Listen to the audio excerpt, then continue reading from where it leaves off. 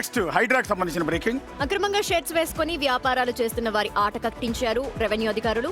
నగరంలోని Suraram colony police station పరిధిలోని survey number 49లో ప్రభుత్వ భూమి ఉంది. అక్కడే కొందరు షెడ్స్ వేసుకుని వ్యాపారాలు చేస్తున్నారు. వీటిపై కంప్లైంట్స్ రావడంతో రెవెన్యూ అధికారులు రంగంలో దిగారు. వాటిని కూల్చేస్తున్నారు. 16 ఏళ్లుగా తాము ఇక్కడే వ్యాపారాలు చేసుకుంటున్నామని షాపులు వాళ్ళు చెప్తున్నారు.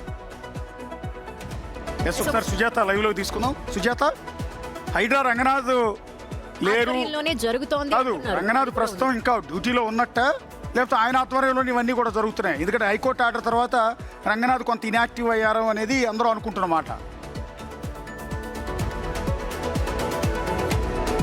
సూరారంలో కూల్చివేతలు చేస్తుంది రెవెన్యూ అధికారులు. హైడ్రా కాదు అశోక్. ఉదయం నుంచి 6 గంటల నుంచి ఇక్కడ నిర్మించినటువంటి షెడ్లనంతా నేలమట్టం చేసింది. ఒక్కసారి విజువల్స్ చూస్తే కేవలం షెడ్లు మాత్రమే కాదు, కొంతమంది గుడిసెల్లాగా ఏర్పాటు చేసుకుని ఉన్నారు. వాళ్ళవి కూడా కనీసం ఒక్క నిమిషం కూడా టైం ఇవ్వలేదు అని చెప్తున్నారు. వాళ్ళతో మాట్లాడదాము. మీరు ఎన్ని సంవత్సరాల నుంచి ఉంటున్నారు? ఇంకా 40 సంవత్సరాల నుంచి ఉంటున్నానండి. అంటే ముందుగా నోటీసులు ఏమన్నా నోటీస్ ఇవ్వలేదు. బండల షాప్ నడుపుతున్నాను.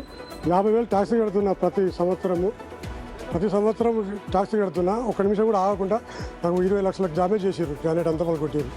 చెప్పలేదు. మేము 8 ఏళ్ళ ఇక్కడనే ఉంటున్నాం. మేము కూలి 4 చేసుకొని బతుకుతున్నాము. ఇక్కడనే ఉంటున్నాం. మా స్టవ్, వంట సామాను మొత్తం పోయినాయి. బోనాల పండుగని తొట్టెలు చేసుకున్నాం, స్టాల్ చేసుకున్నాం. 70-80 వేల సామాను ఇంట్లోనే గుడిసెలనే ఉండే. టైం ఇవ్వలేదు. ఒక్క నిమిషం, 5 నిమిషాలు ఇవ్వమంటే ఇవ్వలేరు. 5 పోలీసు వాళ్ళు నన్ను రోడ్డు మీద ఉక్కపోయిండు మేడం.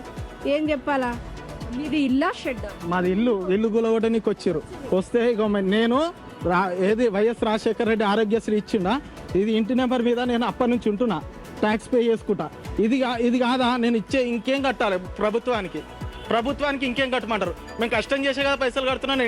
ఇండియాలో ఉంటలేనా, పాకిస్తాన్లో ఉంటున్నా, వేరే దేశంలో ఉంటున్నా. నా ఇంట్లోకి వచ్చి మరి నన్ను ఇబ్బంది పెట్టాల్సిన అవసరం ఏముంది? నా ఇల్లు అక్కడికి వెళ్ళి మా అక్కతో పాటు, పిల్లలతో పాటు, మా అమ్మ నన్ను చిన్నప్పటి నుంచి కానీ మేము బతుకుతున్నాం. గవర్నమెంట్ ఇచ్చిన పేపర్ల మీద బతుకుతున్నాం కదా. ఎవరన్నా అధికారులు వచ్చి టైం ఇవ్వడం కానీ ఇది ఇస్తలేరు, ఏమి ఇస్తలేరు. నేను కరెక్ట్ 45 సంవత్సరాలు ఈ స్థానికం మీద ఉన్నబట్టి భగవంతుని సాక్షిగా చెప్తున్నా. నేను ప్రభుత్వానికి కూడా తెలవాలి. భగవంతుని సాక్షిగా చెప్తున్నా. నేను భగవంతుని మీద సాక్షి చేసి చెప్తున్నా. నేను 50 సంవత్సరాల నుంచి నా పెళ్లి అయినప్పుడు నేను ఇక్కడనే ఉంటే రామారావు ప్రభుత్వం ఎప్పుడు వచ్చింది? నాకైతే చదువు రాదు. అధికారులు ఏమన్నా ఇది ప్రభుత్వ భూమి అంటున్నారు, ఏం చెప్తున్నారు? ప్రభుత్వ భూమి అంటలేరు. ప్రభుత్వం ఇచ్చిండే కదా. కాంగ్రెస్ వాళ్ళే ఇచ్చారు, కాంగ్రెస్ వాళ్ళే గూలగొడుతుర్రు. మరి అధికారులు గూలగొట్టమంటుర్రా? మధ్యలో మరి లంచాలు తినుకుంటా ఇది మేము అబ్బించుకుందామని చెప్పి కూలగొడుతుర్రా? అది మాకు క్లియర్ గా చెప్తలేరు. ఏమన్నంటే దన్ ఉరికొస్తారు పోలీసులు. టైం కూడా 5 ముసలయ్య పొద్దుగాల హ్యాండిక్యాప్ కదా, అక్కడ కూర్చున్నాడు. ఆయనను పక్కకి ఎత్తుకొచ్చి కూర్చుండబెట్ట, అలా ఆయనకు పిడిసి వస్తుంది. నేను హార్ట్ పేషెంట్. మేము మూలవాన్ని ఒక్కలం చచ్చిపోతే నాకు ఈ పిల్లలు వస్తారా, లేకపోతే నాకు ఈ జాగ వస్తుందా? ఏం రాదు కదా.